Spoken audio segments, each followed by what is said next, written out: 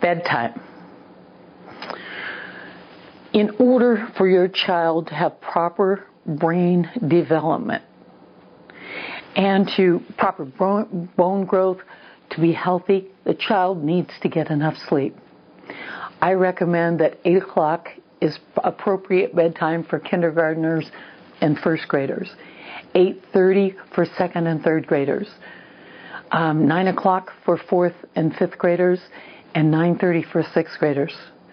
If your child is staying up later than that, you might rethink that, because in order for your child to get the proper growth, the proper brain assistance, brain growth that it needs, the child needs to get a lot of sleep. You might measure whether your child's doing well in terms of getting enough sleep by how hard it is for them to rise in the morning. If a child just won't get up in the morning, they probably need more sleep. In order to get them to go to bed on time, you can use the minute drill in this way. It's 8:30. It's time for you to go to bed. If lights are out, you're done. If I need to come back, if you call me back, or if I see that you have gotten up again, or you've turned on the light, or you are doing something else, and it's past 8:30, then what's going to happen is pennies are going to go in the jar, and what those pennies mean is that tomorrow night you're going to go to bed that much earlier.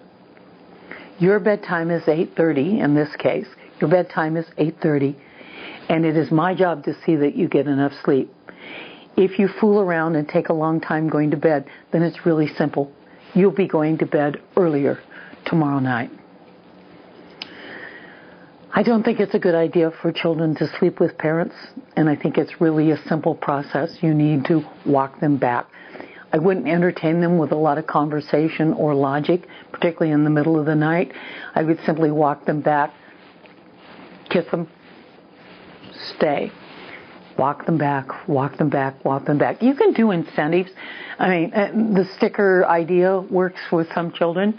If you stay in bed and sleep the whole night up until for 3 or 4 nights in a row, then you get a half an hour with your mom or dad on the weekend all by yourself.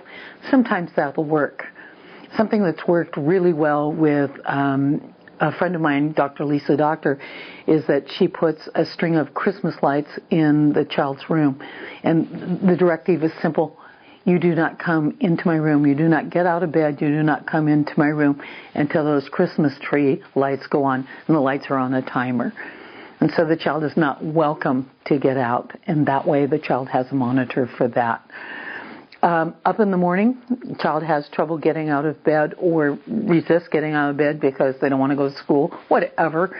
You walk in, you say, "Good morning, it's a beautiful day today," and you're on the minute drill. That means you have exactly 1 minute to get your body out of bed. For each minute that you choose not to do that, you will go to bed 15 minutes earlier tomorrow night. It starts right now. You don't hassle the child. You don't browbeat them.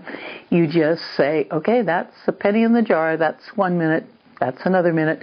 And then you need to be really careful that night you make sure the child goes to bed however many minutes earlier to make the point.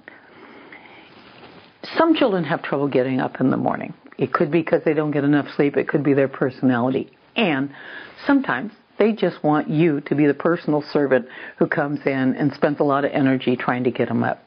The minute drill will stop that. Children getting enough sleep is a major, major issue in our society.